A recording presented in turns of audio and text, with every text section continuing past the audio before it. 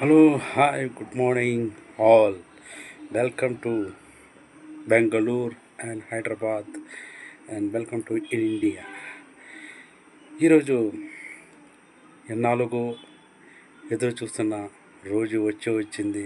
అదే big fight India versus Pakistan. దాయాదులతో పోరంటే ఒక మజనే వీరు.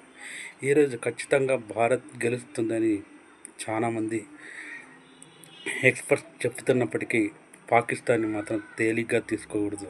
ఎందుకంటే ఆ జట్టు ఎప్పుడు ఆడుతుందో, ఎప్పుడు కుప్పకూలిపోతుందో ఈవెన్ వాళ్ళ ప్రేక్షకులు కూడా తెలియదు.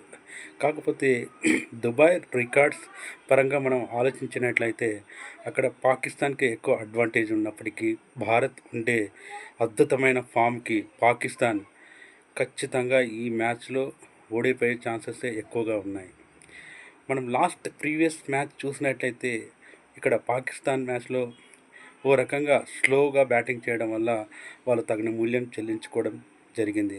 అదే భారత్ విషయానికి వస్తే మొదట్లో ఈ టార్గెట్ కేవలం 25 ఓవర్లోనే ముగిస్తారన్నప్పటికీ ఆ మ్యాచ్ను 40 ఓవర్ల దాకా తీసుకుపోవడానికి కారణం ఏంటంటే మెరుగైన రన్ రేట్, అనవసరంగా వికెట్లో ఎందుకు చేదర్చుకోవాలనే విధంగా మేబీ భారత్ బ్యాటర్లు ఆ విధంగా ఆలోచించి బ్యాటింగ్ చేస్తుంటారు. ఎందుకంటే ప్రతి మ్యాచ్ కూడా చాలా కీలకం.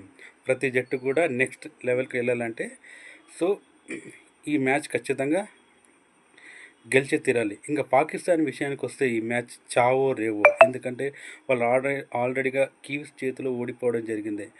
ఖచ్చితంగా వాళ్ళు భారత్పై గెలిచి తీరాలి, లేకపోతే వాళ్ళు ఇంటి ముఖం పడతారు.